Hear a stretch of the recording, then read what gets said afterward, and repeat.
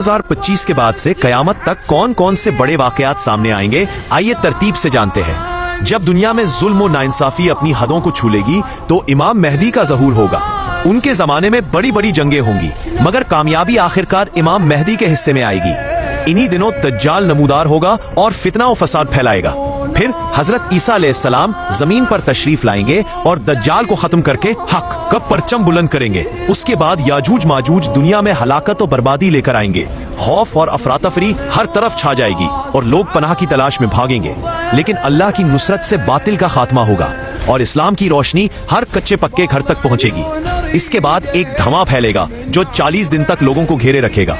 फिर सूरज अपनी मामूल की समत के बजाय मगरिब से तुलू होगा और तौबा के दरवाजे हमेशा के लिए बंद कर दिए जाएंगे।